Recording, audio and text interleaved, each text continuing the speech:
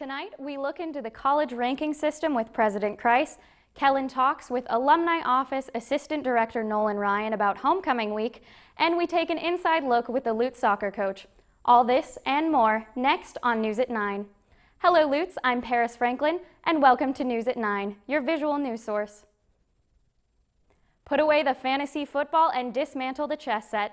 It is ranking season for colleges and universities across the nation. This is one of the most important times of the year for many prospective students and parents. But for universities, rankings can be a dangerous thing. PLU has made headlines this fall, ranking as a common sense school in the New York Times. We sat down with PLU President Thomas Kreis to learn more. Pleased. We always talk about the rankings. PLU does very well in all the rankings. We've always been in the top 20 for the universities in the West and U.S. News, and we're top 4% of Washington Monthly among master's universities, and we're delighted with the one today particularly. And ones like Washington Monthly actually was, they started a ranking system in opposition to U.S. News, and one of their criteria is which institutions help social mobility, which ones help move people up the social ladder and the economic ladder. And so we're quite pleased that that's, of all these big national ones, that's the one we do the very best in. To be in the top 4% of institutions in the country in that category is satisfactory because of that. It's still suspect because it's a multivariate ranking. You're taking a bunch of different things, making up a formula, reducing it to a number, and putting all the institutions in a rank order. The thing is that if you judge an institution on nothing but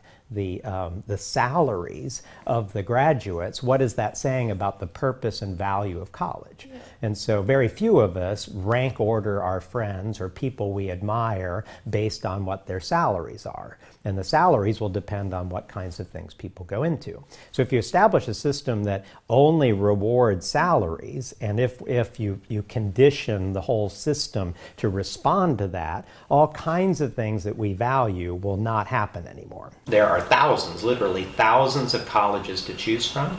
Every one of them is different, and the goal of an individual student is to find a place that fits them, where they want to be in that environment, a place where they will thrive. And they're all so different that you can't reduce it to numbers in the way that the magazines would like. Yeah.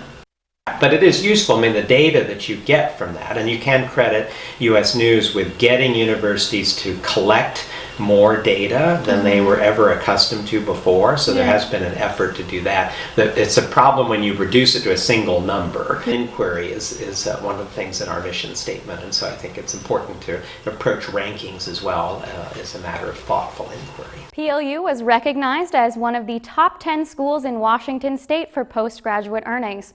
The university also received a mention in the New York Times as a Brookings Institute Common Sense School.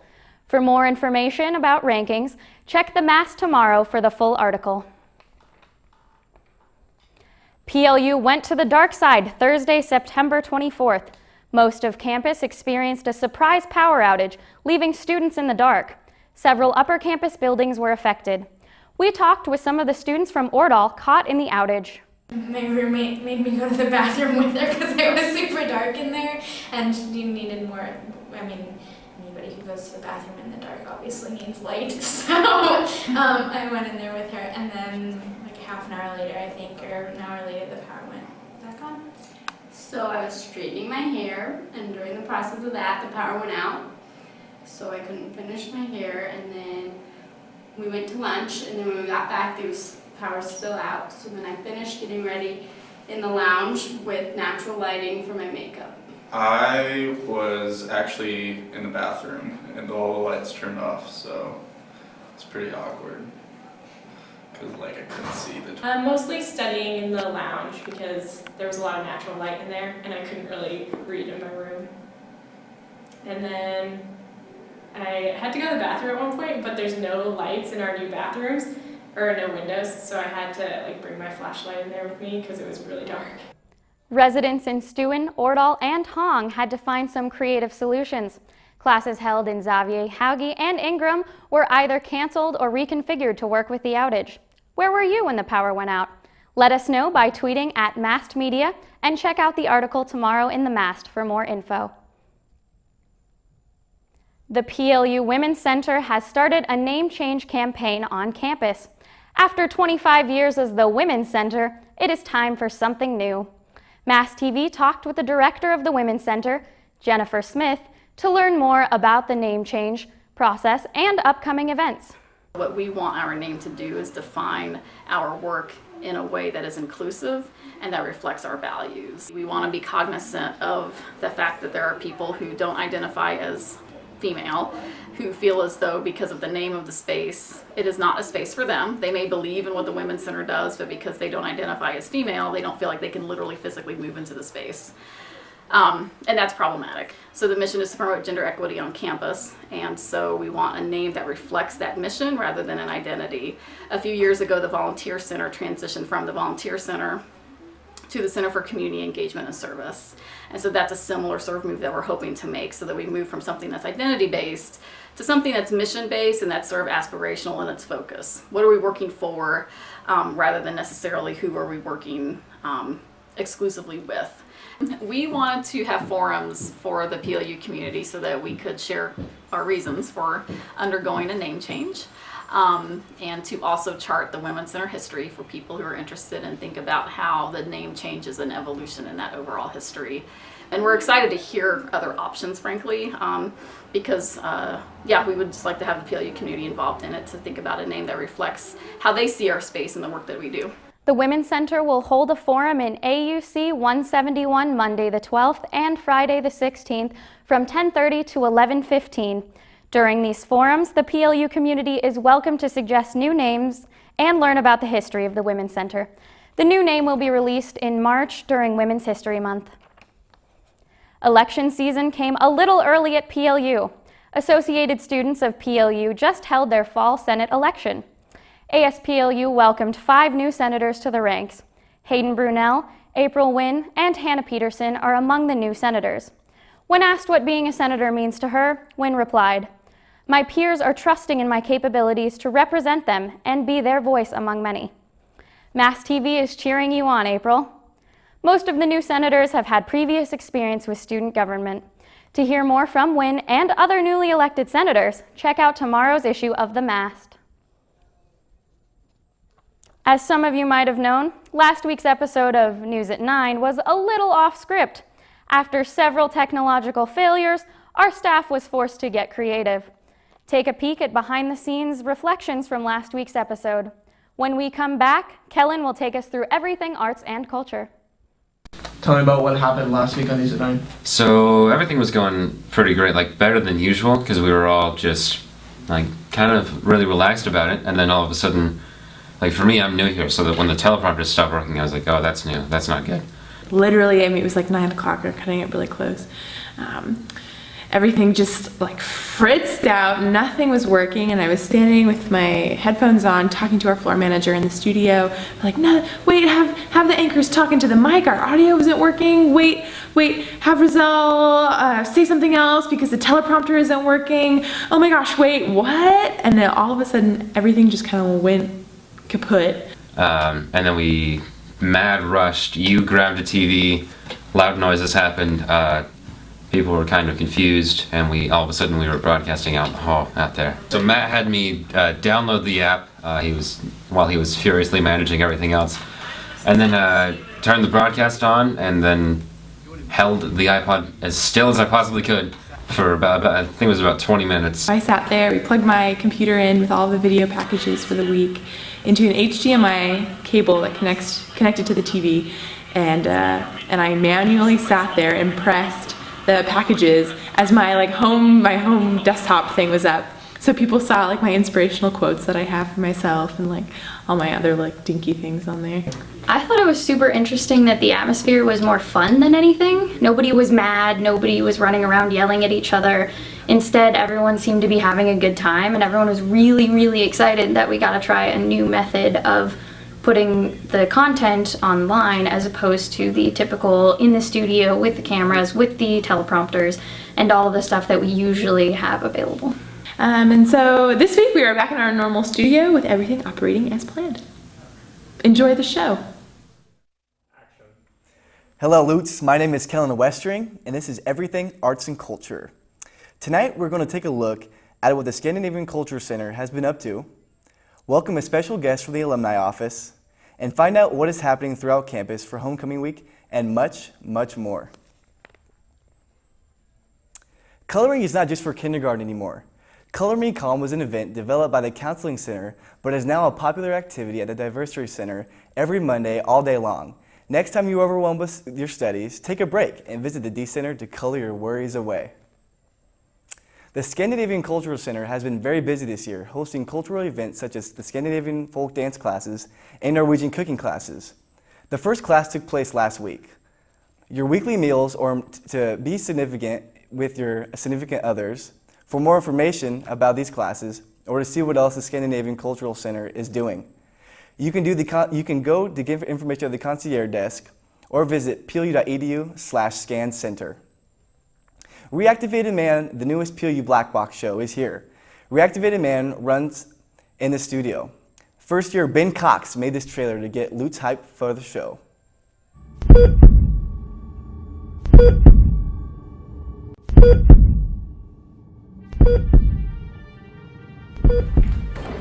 It will be different than any show you've ever seen before, guaranteed. It's gonna make you question yourself. I think for me, I really like just watching like people go crazy.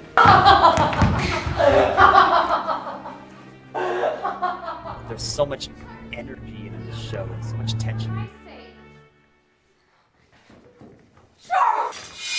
And we're performing a mildly illegal brain surgery. It just gets so wacky because just the banter between, there's two doctors, me and my co-star, Grant, and they're just this back and forth, snappy remarks about operating on this guy. It gives me like chills every time. What is this world that we live in? Because the show seems so weird, but then at the same time it seems so like weirdly plausible. It's like you can't decide whether the show is like laugh out loud hilarious or whether you're just gonna sit there awkwardly and be like, what's going on?